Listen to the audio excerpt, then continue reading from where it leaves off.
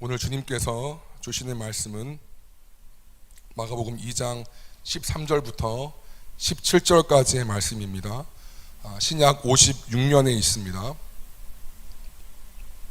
마가복음 2장 13절부터 17절까지의 말씀, 신약 56년에 있습니다.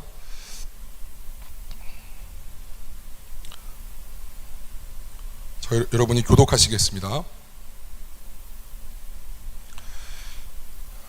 예수께서 다시 바닷가에 나가심에 큰 무리가 남았거늘 예수께서 그들을 가르치시니라. 알파의 아들 레위가 세관에 앉아 있는 것을 보시고 그에게 이르시되 나를 따르라 하시니 일어나 따르니라. 그의 집에 앉아 잡수실 때에 많은 세리와 죄인들이 예수와 그의 제자들과 함께 앉았으니 이는 그러한 사람들이 많이 있어서 예수를 따름이러라. 서기관들이 예수께서 죄인 및 세리들과 함께 잡수시는 것을 보고 그의 제자들에게 이르되 어찌하여 세리 및 죄인들과 함께 먹는가. 다 같이 합독하십니다.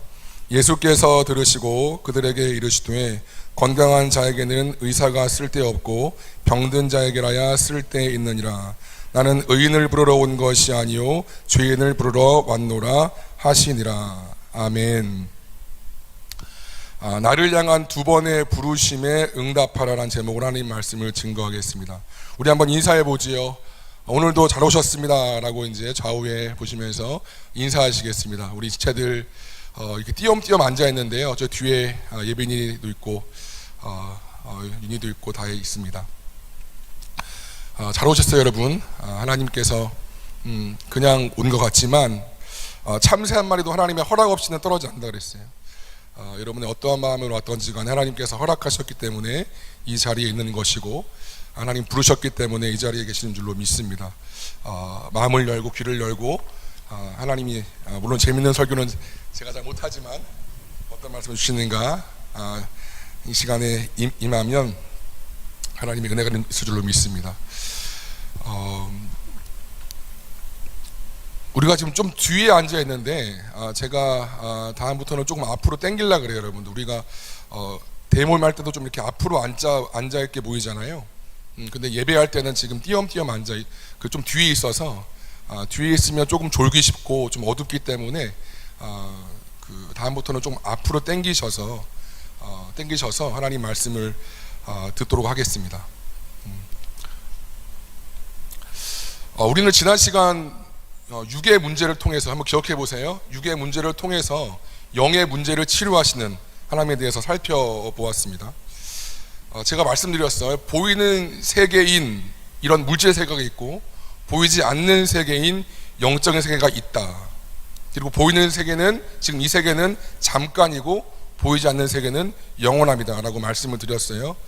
인간은 세 가지 영, 혼, 육으로 구성되어 있는데 이 중 우리의 영이 보이지 않는 세계, 영적인 세계, 보이지 않는 하나님과 소통하기 위해 주어진 부분이다라고 제가 말씀을 드렸습니다.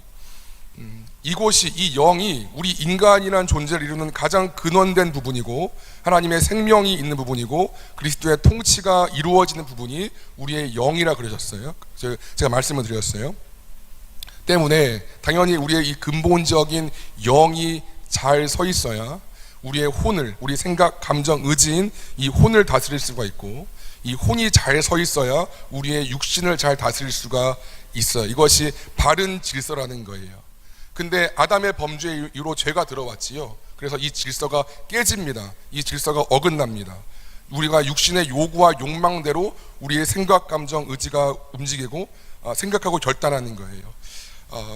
우리가 예를 들어서 야식을 먹으면 다음날 살이 찌고 몸이 불고 얼굴이 불고 알죠. 머리로 알죠. 안 먹겠다. 근데 되나요? 시켜 먹고 또 보면 저도 마찬가지지만 먹게 되지요. 다음날 시험날이에요. 공부해야겠다. 알죠. 머리로 결단하죠. 근데 아주 재밌는 동영상이나 그런 드라마가 있으면 또 봅니다. 우리의 의지대로 잘 안 된다는 거예요. 이것이 쉽게 얘기하면 죄의 결과라는 겁니다. 우리의 욕구와 욕망대로 생각과 감정과 의지가 흘러가게 되고 그러므로 영도 이렇게 다운되는 것들, 이게 거꾸로 되는 거지요. 이게 죄의 결과라는 겁니다. 예수님은 이렇게 죄로 인해 변해버린 이 모습을 창조 질서대로 다시 회복하시기 위해 이 땅에 오셨습니다. 죄로 인해 뭐가 죽죠?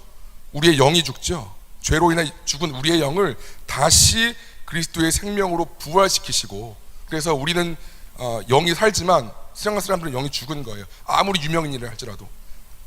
그래서 그 영이 다시 우리의 혼을 다스리고 그 혼이 다시 우리의 육을 다스려서 그리스도의 통치가 내 영 안에서 이루어짐으로 하나님 나라가 내 안에 이루어지는 것, 하나님의 뜻을 우리가 구현하는 것.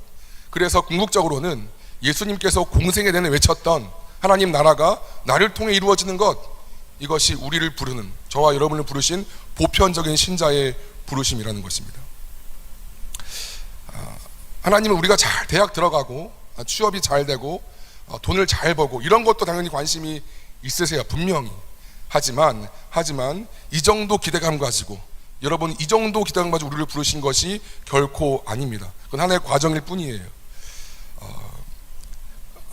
만약 우리가 예수를 믿는 이유가 그냥 어떤 평안 때문에, 그리고 어떤 마음의 기도 응답 그런 소원 때문에, 아니면 어떤 교양처럼, 만약 여러분 중에 그런 분이 계시다면, 그 이유 때문에 예수 믿는다면 여러분 다시 제대로 믿으셔야 합니다. 제대로 다시 믿으셔야 합니다. 나를 향한 하나님의 궁극적인 뜻은 자명합니다. 우리가 늘 외우는 주기도문, 아버지의 나라가 오게 하시며 The kingdom come. 하나님의 나라가 그 주기도문 예수님께서 하신 기도잖아요. 하나님의 나라가 이 땅 가운데 임하는 것. 그래서 어떻게 해요? 하나님의 뜻이 하늘에서 이룬 것처럼 이 땅 가운데도 이루어지는 것. 하나님의 통치의 실현이지요. 근데 누구를 통해서요? 나를 통해서. 나를 통해서, 저와 여러분을 통해서, 교회를 통해서. 그것이 신자의 부르심이라는 것입니다. 그것 때문에 하나님께서 우리한테 건강도 주신 것이고, 돈도 물질도, 사랑하는 사람들도 그 대학에 들어가게 하시고 그 회사에 들어가게 하셨다는 거예요. 그것 때문에. 그런데 예수 믿는다고 이렇게 말하면서도 하나님의 뜻에는 관심이 없고 우리의 육과 혼의 문제에만 매여 있으면 당연히 하나님의 뜻이 나를 통해서 이루어질 수가 없겠지요. 그러면 마태복음 우리가 25장에서 잘 아는 그 달란트 비유처럼 한 달란트를 받았어요. 근데 아무것도 남기지 않았어. 여러분이 얼마만큼 달란트 있는 것은 중요하지가 않아요. 나는 한 달란트 받을 수 있고 두 달란트일 수 있고 그럴 수 있어요. 근데 그건 중요한 게 아니야. 얼마큼 주신 달란트를 가지고 내가 얼마큼 남겼느냐가 주인이 보는 거잖아요. 그 달란트 비유 보면. 근데 하나님의 뜻과는 전혀 상관없는 삶을 사는 사람들은 그가 얼마큼 유명하고 얼마큼 부유하고 관계없이 그냥 그 한 달란트를 그냥 반납한 악하고 게으른 종이라는 평가를 받을 수밖에 없다는 것입니다. 이해되시죠? 어떤 말씀인지. 요한복음 14장 말씀 이렇게 이야기를 해요. 같이 한번 읽겠습니다. 여러분 좀 말씀하셔야 덜 졸릴 거예요. 시작. 내가 진실로 너에게 이르노니 나를 믿는 자는 내가 하는 일을 그도 할 것이요 또한 그보다 큰 일도 하리니 이는 내가 아버지께로 감이라. 여기서 나는 예수님인 거잖아요. 예수님이 하는 일을 우리도 할 거래요. 심지어 더 큰 것도 할 거라고 말씀하세요. 우리 각자에게는 나만 할 수 있는, 하나님께서 나에게만 주신 그 일이 있어요. 다른 사람 못해. 내가 미선자매의 사명을 감당할 수 없어요. 미선자매가 나의 사명을 감당할 수 없어. 내가 솔비의 사명을 감당할 수 없어. 마찬가지. 반대도 안 돼. 나만 할 수 있는, 하나님이 나에게만 주어진 이 땅에서의 그 일이 있습니다. 그래서 나에게만 주어진 그 사건이 있는 거고 나에게만 주어진 그런 경험들이 있다는 거예요. 그 일을 이루기 위해서. 그래서 우리 한 명 한 명이 얼마큼 하나님 보실 때 소중한지 몰라요. 하나님 나라를 같이 이뤄가고 동역하는데 난 있고 솔비는 없어도 돼. 그게 아니야. 다 중요해. 아무리 작아 보이는 사람이라 할지라도.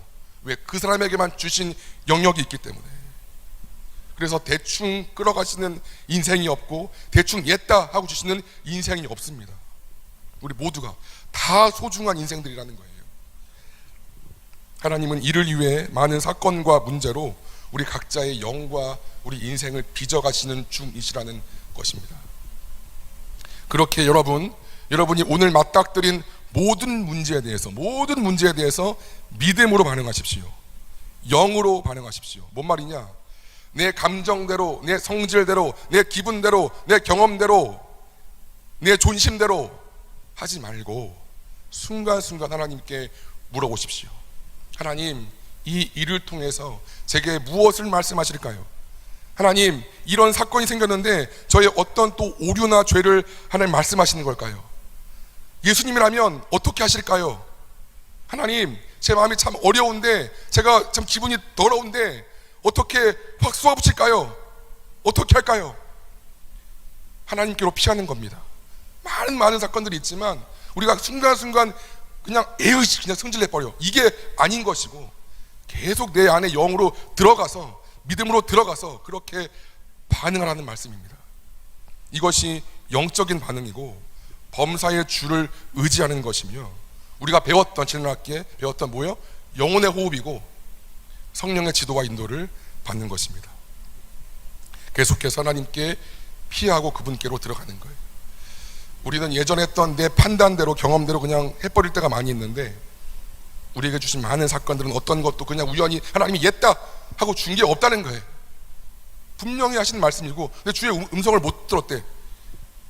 깨어있지 못하니까. 늘 말씀하시는데, 이런 걸 통해서, 나를 통해서 오늘 나에게 주시는 하나님의 그 나라가 나를 통해 이루어지는 것이 신자의 보편적인 부르심이라는 거예요. 오늘 본문이 이 보편적 부르심을 위해, 보편적 부르심을 이루기 위해서 좀 더 구체적인 두 가지 부르심을 보여주고 있어요. 제가 여러분과 그것을 나누길 원합니다. 첫째, 회개로의 부르심이 있어요. 이 보편적 부르심을 이루기 위한 회개로의 부르심이 있어요. 이 부르심에 응답하라는 거예요. 본문 14절을 보시겠습니다. 같이 한번 읽겠습니다. 시작. 또 지나가시다가 알페오의 아들 레위가 세관에 앉아 있는 것을 보시고 그에게 이르시되 나를 따르라 하시니 일어나 따르니라. 레위를 부르시는 장면이 나오는 거지요. 주님의 나를 따르라 말씀하시니 레위가 따라갑니다. 그리고 너무나 기쁜 나머지 예수님과 제자들을 자신의 집으로 초청하고, 뿐만 아니라 자신의 동료들까지 다 불러서 함께 식사 교제를 나누는 장면이에요. 근데 문제는 레위가 유대인임에도 불구하고 그 같은 동족에게 세금을 거두어서, 심지어는 폭리적으로, 더 불법적으로 세금을 거두어서 로마에게 바치는 세금 징수원, 세리였다는 것에 문제가 있습니다. 쉽게 얘기하면 같은 민족의 그 고를 짜는 아주 악독한 그런 친위파 같은 그런 사람이었다는 거예요. 같은 민족한테 더 돈을 빼앗아서 로마에 줄 거 주고 자기가 먹는 악독한 아주 그냥 친위파 같은 사람이라는 것입니다. 민족의 반역자고, 쉽게 얘기하면 상종치 못할 아주 더러운 그런 죄인이라는 거예요. 그런데 율법에 정통하시고 엄청난 권위를 가졌다고 하는 그 예수님이 이런 세리와 식사를 한다? 그뿐 아니라 그 같은 동료들, 죄인들도 다 모이게 해서 식사를 한다? 이것은 당시 민중들에게도 마찬가지겠지만 율법 전문가였던 바리새인과 서기관들에게는 도무지 이해할 수 없었던 그런 행동이었습니다. 왜냐하면 그들은 자신들이 만든 그 유대 정결법, 율법에 근거한 정결법을 아주 엄격하게, 아주 생명처럼 중시한 그런 사람들이었는데, 그래서 보통 사람들과는 그들의 죄가 전가될까 봐서, 자신들을 더러워질까 봐서 식사는커녕 아예 만나지도 않았던, 본인만 되게 의롭기 때문에 그 죄가 올까 봐서 아주 홀리하게 본인이 생각했던 그런 사람들이었습니다. 그런데 율법을 안다라는 예수라는 사람이 그들과 식사를 한다는 것입니다. 당시 같이 식사한다는 것은 그냥 우리 밥 먹자 그 정도가 아닌 거예요. 인격적인 교제를 나누는 것이고, 내가 그 사람과 친구가 되는 것이고, 나아가서는 내가 그 사람과 내가 같은 동료가 된다, 같은 부류가 된다는 거예요. 무슨 말이에요? 율법을 안다는 사람이, 예수라는 선생이 이 세리와 죄인들, 아주 상종치 못할 이런 인간들이랑 식사한다는 건 내가 그들처럼 부정해지고 그들처럼 내가 뭐 이렇게 죄인이 된다, 그런 뜻인 거예요. 때문에 서기관과 바리새인, 아주 홀리파, 그 당시 아주 잘 믿는 크리스찬인 그들 입장에서는 몸이 뭐야? 도무지 이해할 수 없는 것이 된 것이죠. 그래서 예수님께는 차마 직접 묻지는 못하고 지자들에게 이렇게 묻습니다. 우리 16절을 보시겠습니다. 바리새인의 서기관들이 예수께서 죄인 및 세리들과 함께 잡수시는 것을 보고 예수께 못 물어요. 그의 제자들에게 물어요. 이르되 어찌하여 세리 및 죄인들과 함께 먹는가? 이 말씀 들으신 예수는 이렇게 말씀하세요. 다음 절입니다. 예수께서 그 말씀 들으셨어요. 들으시고 그들에게 이르시되 건강한 자에게는 의사가 쓸데없고 병든 자에게나 쓸데있느니라. 나는 의인을 부르러 온 것이 아니요 죄인을 부르러 왔노라 하시니라. 예수님은 그들의 그 수군거림에 자신을 의사로 비유하시면서 세리와 죄인들을 치료받아야 될 환자로 비유하십니다. 내가 너희들 생각하는 것처럼 내가 죄인이기 때문에 이들과 함께 있는 것이 아닌 것이다. 이들을 치료해 주기 위해서 내가 이들의 세계에 있다라고 말씀하시는 거예요. 마치 의사가 그 환자를 치료하기 위해서 그 환자들과 함께 시간을 보내는 것처럼 나는 죄인이 아니지만 이들을 고치고 치료해 주기 위해서 이들의 세계에 있다라고 말씀하시는 거예요. 또 하나, 너희도 똑같은 죄인이고 너희도 똑같은 병든 자이면서 그들의 건강한 척하는, 그런 의인인 척하는 그들의 죄됨을 지적하시는 것입니다. 예수님이 세리와 죄인들만 구원하시기 위해서 이 땅에 왔을까요? 그렇지 않죠. 동일하게 바리새인과 서기관들도 예수님의 구원과 용서의 범위 안에 있습니다. 이들도 분명 사랑하셨을 거예요. 그런데 전자는 예수님을 필요로 했고 후자는 예수님을 죽였지요. 왜일까요? 전자는 죄인이 죄인됨을 알았고 후자는 죄인이 죄인됨을 몰랐기 때문이었습니다. 오히려 죄인이 의인됨으로 착각했기 때문이었습니다. 여러분, 누가복음 23장을 보면 우리가 십자가 보통 그림 보면 십자가 가운데 하나 있고 또 있죠, 양쪽에 똑같이 예수님과 함께 달린 죄인들이 있었어요. 근데 여러분 아시겠지만 한 명은 구원을 됐고 한 명은 구원이 안 되었어요. 이 말씀을 보겠습니다. 누가복음 말씀이에요. 우리가 행한 일에 상당한 보응을 받는 것이니 이에 당연한 것이거니와 이 사람이 행한 것은 옳지 않은 것이 없느니라 하고 이르되 예수여 당신의 나라에 임하실 때에 나를 기억하소서 하니 예수께서 이르시되 내가 진실로 내게 이르노니 오늘 네가 나와 함께 낙원에 있으리라 하시니, 두 명의 사람 중에 그 한 명의 죄인은 이 전 구절을 보면 막 욕해요, 주님을. 근데 다른 한 명은 자신의 죄를 안습니다. 한 번 더 보여주세요, 그 말씀. 우리가 행한 일에 상당한 복을 받거니와, 본인이 안 거예요. 자신의 죄를 알았어요. 그래서 구하죠. 주여 나를 기억하소서. 결과는 뭐예요? 한 명의 행악지 않은 영원한 벌에 들어갔지만 그 막판에 그 자신의 죄를 인정하고 주님을 구했던 그 사람은 예수님의 공생의 기간 마지막 천국행 티켓을 얻는 아주 어마어마한 복을 얻게 되는 것입니다. 또 예수님은 어느 날 바리새인과 세리가 성전에서 기도하는 모습을 보시고 또 말씀하세요. 누가복음 18장에 있는 말씀이에요. 두 사람이에요. 그 바리새인과 세리 두 사람이 기도하러 성전에 올라가니 하나는 바리새인이요 하나는 세리라. 바리새인은 서서 따로 기도하여 이르되 하나님이여 나는 다른 사람들 곧 토색 불이 간음을 하는 자들과 같지 아니하고 이 세리와도 같지 아니함을 감사나이다. 나는 일회에 2번씩 금식하고 또 소득에 11조를 드리나이다 하고, 근데 반면 세리는 멀리 서서 성전 뜰도 못 들어가 감히 눈을 들어 하늘을 쳐다보지도 못하고 다만 가슴을 치며 이르되 하나님이여 불쌍히 여기소서 나는 죄인이로소이다 하였느니라. 내가 너희에게 이르노니 이에 저 바리새인이 아니고 이 세리 이 사람이 의롭다 하심을 받고 그의 집으로 내려갔느니라. 무릇 자기를 높이는 자는 낮아지고 자기를 낮추는 자는 높아지리라 하시니라. 두 사람의 기도를 보셨어요. 그 세리는 자신의 죄를 알았어요. 그래서 그 성전 안으로 들어가지도 못하고 그냥 가슴을 치며 울면서 기도해요. 주님 나는 죄인입니다. 근데 한 아주 신실한 크리스찬, 아주 목사 장로 되는 그 바리새인은 주여 저는 이것도 안 했고요, 잘했고요, 금식했고요, 11조 했고요 자랑하듯 기도했어요.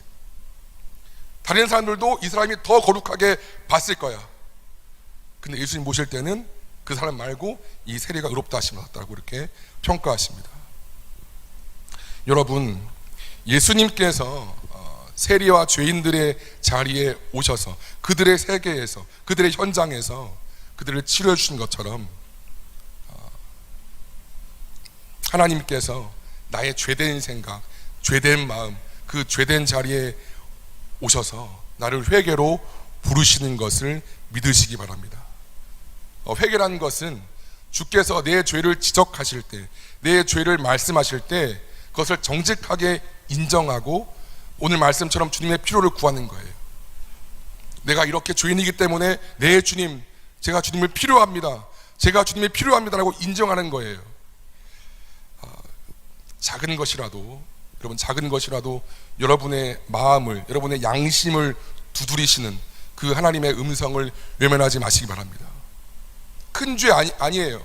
아주 작은 것, 아주 작은 거짓말, 아주 사소한 속임, 아주 작은 것이라 할지라도 성령이 우리 안에 계시다면 분명히 양심의 어떤 생각의 어떤 것을 주신다고요. 그때 그것들을 그냥 외면하지 말고, 무시하지 말고 그 회개로 부르시는 부르심 앞에 순종하시기를 바랍니다. 병든 자인데 건강한 척하지 마십시오. 병든 자인데 의인인 척하지 말라고요.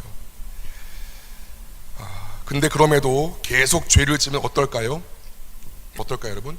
계속 그 말씀을 무시하고 안 듣고 그냥 애써 외면하면 어떨까요? 우리의 영이 막혀요. 우리의 영이 더 이상 활동을 못해. 하나님의 뜻을 당연히 알 수 없죠. 영이 막혔기 때문에. 그러면 기도할 수 없습니다. 말씀 보여주세요. 시편 66편 말씀이세요. 같이 읽겠습니다. 시작.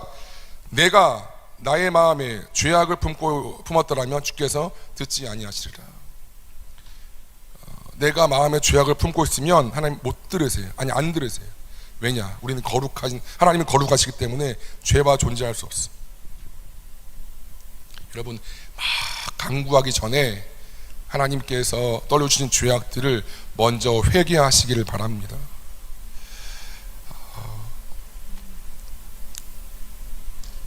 영적 감각을 상실해버리는 거예요. 계속 그 죄를 갖고 내 영이 막히면. 그럼 우리 사사기 말씀 우리 배웠죠? 사사기 말씀 마지막 절이 뭐야? 자기 소견에 오른 대로 했다라는 것처럼 내 생각대로 하는 거예요. 그냥 마치 내 생각이 옳은 것 마냥. 사단이 내 생각을 타고 들어와서 마치 자기 생각이 내 생각인 것처럼 그렇게 함에도 불구하고 그걸 분별하지 못해. 왜? 영적 감각이 없기 때문에. 그럼 뭐야? 사단이 끌려가는 대로. 하나님의 계획은 이건데 이렇게 하길 원하시는데 그 감각이 없기 때문에 그냥 마귀의 종 되는 거예요. 여러분, 기도하실 때 내 소원을 아뢰기 전에 성령님께 나의 죄를 보여달라고 기도하시기 바랍니다. 아침에 깨서 하나님께 감사기도 드리고, 하나님, 오늘도 제가 미쳐보지 못했던 제 안의 정욕과 제 안의 오류와 제 안의 잘못됨을 보여주시옵소서. 마음과 생각에 떠오른 죄를 예수님의 보혈로 처리하고 그 죄된 자리에서 실제로 돌이키십시오. 보지 말라고 하면 보지 말고, 말하지 말고, 기도하고 회개했는데 똑같이 보고 똑같이 말하고 똑같이 생각하면 그건 회개가 아닌 것이지요. 실제로 삶에서부터 돌이키는 것, 그것이 회개인 줄로 믿습니다. 주님은 이러한 회개 자리로 우리가 나오기를 원하십니다. 우리를 혼내시기 위한 것이 아닌 것이고, 우리가 빨리 이 죄를 털어버리고 우리와 더 교제하고 싶으셔서 우리를 이 회개 자리로 부르시는 거예요. 이것이 우리를 향한 첫 번째 부르심입니다. 매일매일 순간. 두 번째는요, 제자로의 부르심에 응답하라는 거예요. 예수님은 우리를 제자로 부르십니다. 주님은 오늘 세리였던 이 레위를 부르셨습니다. 여러분, 레위가 있던 그 갈릴리 지방의 이 가버나움은 이스라엘 북동쪽에 있는 다메섹 지역, 그리고 지중해 아시죠? 그 바다와 연결되는 무역 도로가 있던 곳이에요.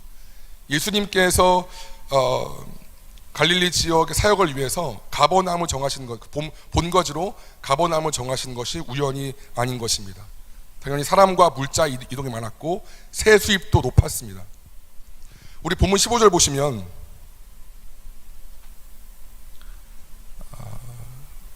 14절이네요.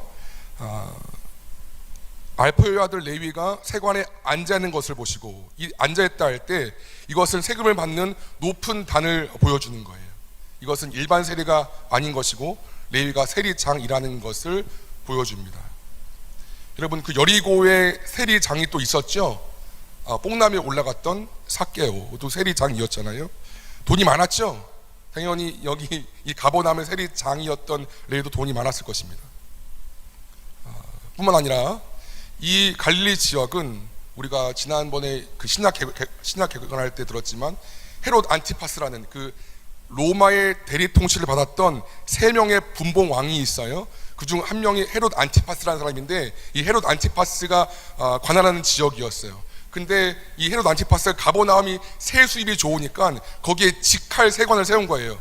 만약에 이 레위가 이 헤롯 안티파스와 연결된 세리장이었다면 그는 단순히 돈이 많은 것뿐 아닌 것이고 어떤 그 정치적 그런 포지션도 매우 높았을 것입니다. 그런데 그런 그에게 어느 날 예수님이 찾아왔어요. 그리고 그의 삶을 요구했어요. 그리고 레위는 그 부르심에 그 모든 것을 뒤로하고 적극적으로 반응했습니다. 반면에 근데요, 예수님의 이 부르심에 사뭇 다르게 반응했던 사람이 나와요. 우리 마가복음 10장의 말씀을 같이 한번 읽겠습니다. 여러분이 한번 읽어주세요. 시작.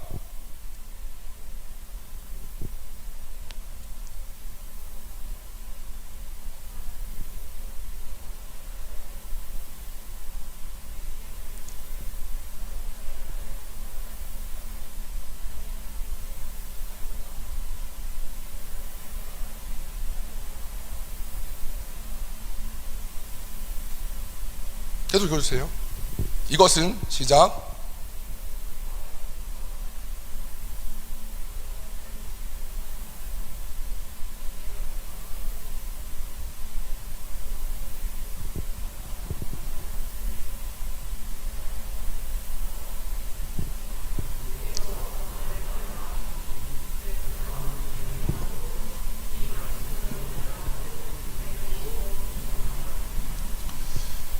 한 사람이 영생을 얻기 위해서 예수님께 나아옵니다.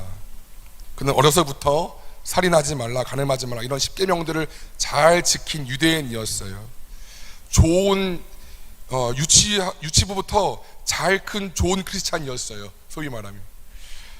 그럼 예수님께서 얼마나 그를 사랑스럽게 바라봤을까요?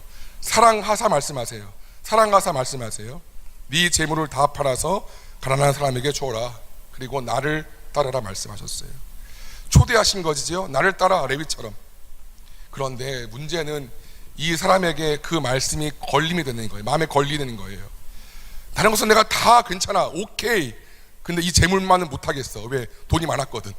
이걸 다 주래, 날 따르래. 이게 도저히 안 되는 거야. 그래서 고민해요. 재물인가 주님인가. 저울질하다가 결국 이 재물을 포기하지 못하고, 근데도 불구하고 근심하며 가. 이게 아닌 것 같은데, 근데 재물을 포기할 수 없어. 근심하며 예수님을 떠나가는 장면입니다. 레위와 이 두 사람은 모두 다 재물이 많았어요. 하지만 율법의 의로움으로 보면 이 사람이 훨씬 더 낫습니다. 분명히. 하지만 결국 주님을 따르는 것은 레위입니다. 그렇죠? 여러분 생각해 보세요. 레위는 주님을 따른다고 결정한 순간 그의 모든 경제적 부가 박탈되고요, 그의 정치적 포지션도 끊어지고요, 그의 가정의 아내와 자식들은 특권층을 지위를 포기한 그 아빠와 남편을 비난할 거고요, 자신의 사회적 인맥도 다 끊어질 거예요. 그렇죠? 그럼에도 주님이 나를 따르라 할 때 다 내려놓고 나아갔다는 거예요. 반면 아주 신실해 보였던, 아주 모범적인 이 사람은 자신이 붙잡고 있었던 그것을 결국 내려놓지 못하고 주님을 떠납니다. 결국 중요한 순간에. 여러분은 또 저는 레위와 이 사람 사이에 어디에 속하십니까? 중요한 질문이에요. 중요한 질문이라고. 많은 그리스도인들이 나를 첫 번째 부르심, 이 회개 자리로 부르시는 것은 그래도 꽤 순종해요. 그래서 나의 죄를 회개합니다. 죄의 용서를 받습니다. 그리스도의 사랑을 경험합니다. 예배가 기뻐집니다. 신앙생활이 즐거워집니다. 아멘. 이것도 좋습니다. 아직 이것까지 도달하지 못한 분들이 계시기 때문에 이것도 아주 훌륭합니다. 아멘이에요. 근데 여기에서만 머무르면 안 됩니다. 내게 진정 죄 사함과 구원의 감격이 있다면, 그리스도의 사랑을 향한 감격이 있다면 나를 다음 단계, 다음 부르심, 이 제자로 부르시는 것에 순종해야 한다는 것입니다. 제자는 스승의 말에 순종하는 사람이고, 스승이 어디로 가든지 따라가는 사람을 우리가 제자라고 이야기합니다. 오살도 챔버든 목사님 쓰신 책이 있어요. 제자도란 책인데요, 나 자신에 대한 권리를 주장한다는 것은 단지 어떤 의견을 내세우는 걸 의미하는 것이 아니다. 언제나 그냥 자기 방식대로 해야만 직성이 풀리는 성향을 말한다. 근데 자유는요, 하나님의 권리를 인정하는 가운데 내 권리를 주장하지 않을 수 있는 능력을 말한다. 그 재물 분명히 그 사람 거예요. 그 사람의 권리가 있는 거예요. 근데 그것을 내 거라고 주장하지 않고 그것을 내려놓을 수 있는 능력이 자유라는 거예요. 내게 있는 이 달란트, 내게 있는 어떤 이 계획 다 내 거 맞아요. 내 권리 맞다고. 근데 하나님 그걸 요구하실 때 그걸 내려놓을 수 있는 게 자유라는 거예요. 두 번째 또 책이 있어요. 진짜 제자인가. 당신 자신의 개념에 하나님의 말씀을 두들겨 맞추지 않도록 주의하라. 하나님 말씀을 이렇게 우리 다 봤죠? 지금 봤잖아. 근데 내가 조응만 들어, 내 구미에 맞는 것만 들어, 하나님 말씀을 바꿔, 그러지 말라는 거예요. 그 말씀을 두들기지 말라는 거예요. 말씀을 말씀대로 내 생각에 맞지 않고 내 계획에 맞지 않고 내 마음이 꺼리껴도 그 말씀대로 받으라는 거예요. 많은 그리스도인들이 이 첫 번째 부르심을 넘어 제자로 부르시는 두 번째 부르심에 순종하지 못할 때가 참 많이 있습니다. 나를 향한 그리스도의 사랑은 좋은데, 나를 향한 죄 용서는 좋은데, 기도 응답은 좋은데, 문제 해결은 좋은데, 주님과 주님의 나라를 위해서, 하나님과 하나님의 의를 위해서 나를 희생한 데까지는 나아가기를 원하지 않습니다. 그리스도를 좋아해요. 맞아요. 그리스도를 환호해요. 근데 그리스도를 따르는 제자의 삶은 원하지 않는다는 것입니다. 물론 이 말은 지금 당장 뭐 가정과 학교를 다 내팽개치고 신학교에 이건 아닌 거예요. 아시죠? 우린 다 기본적으로 내가 있는 가정과 그 학교와 그 직장이 나의 선교지이고, 뭐 해외 나갈 것도 없어 요즘은. 그리고 예수 모신 내 마음이 있다면 내가 선교사라는 거예요. 여러분, 예수님께서 십자가에 달리시기 위해서 마지막으로 예루살렘에 입성하시잖아요. 그때 어떻게 했죠? 거기 백성들이 와 호산나 호산나 막 종려나무 가지 흔들고 옷 깔고 막 앞뒤에서 막 외쳤잖아요. 환영합니다 주님, 환영합니다 주님, 호산나. 근데 그 사람들이 예수를 십자가에 못 박아라 못 박아라 하는 이 군중으로 바뀔 때까지는 단 일주일도 걸리지 않았습니다. 영원히 그리스도를 따랐던 그 사람들이 이 폭도로 바뀔 때까지는 일주일도 안 걸렸다는 거예요. 왜일까요? 그들은 그리스도의 팬이었지 그리스도의 십자가를 같이 지는 제자는 아니었기 때문입니다. 그리스도의 영광과 능력은 좋은데 거기까지 그리스도의 고난은 싫어했기 때문입니다. 이렇게 와서 평안하고 은혜 받고 그것까지는 좋아. 근데 내 삶에 개입해, 내 삶을 바꾸라 그래, 나를 따라오래, 어떤 헌신을 말해. 아니면 거기까지요, 더 이상 그만. 이것이 우리의 모습이라는 것입니다. 솔직하게 근심하며 돌아간 그 부자의 영적 아킬레스건은 재물이었습니다. 오늘 만약 주님이 여러분에게 나를 따르라 말씀하신다면 무엇이 여러분의 영적 아킬레스건이겠습니까? 여러분의 그 무엇 때문에 근심하며 돌아간 그 청년 같겠습니까? 학위일까요? 좋은 직장일까요? 높은 연봉일까요? 내 존심일까요?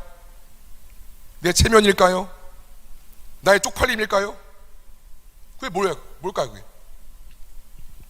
그것이 무엇이든 주님이 그것을 터치하시고 그것을 계속 말씀하실 때, 우리가 그것을 버리지 못한다면, 그것을 꺾지 못한다면, 우리가 아무리 주님을 즐거워하고 예배 때 우리가 방방 뛰고 아무리 말씀 공부를 많이 하고 아무리 기도를 많이 한들 우리는 아직 주님의 제자가 아니라는 것입니다.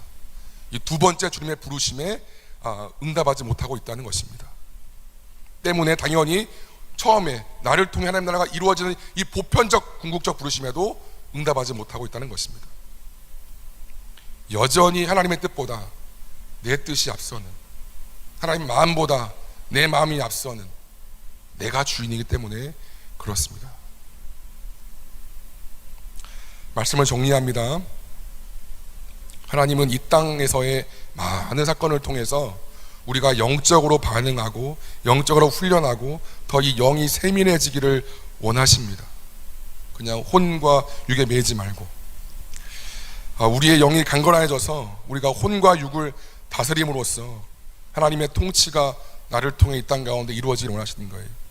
솔비가 있는 대학원에서, 현준 형제가 있는 그 직장에서 다 마찬가지. 내가 있는 그 가정 속에서 그것이 우리의 궁극적인 부르심입니다. 근데 그 부르심을 이루기 위해서 구체적으로 첫 번째는 죄인의 자리에 오시는 성령님의 역사에 순종해야 합니다. 내가 계속해서 말씀하시는 그 죄됨을 작은 것이라도 인정하고 하나님 앞에 그 보혈을 구하고 회개의 자리로 나오셔야 합니다. 둘째로는 거기에 머물지 말고 제자의 자리까지 반드시 여러분 나아가셔야 됩니다. 여러분이 5년 동안 앞으로 얼마큼 신앙생활 할지 물론 평생이겠지만 이 제자의 자리까지 나아가지 못한다면 반드시 문제가 있는 신앙생활인 거예요.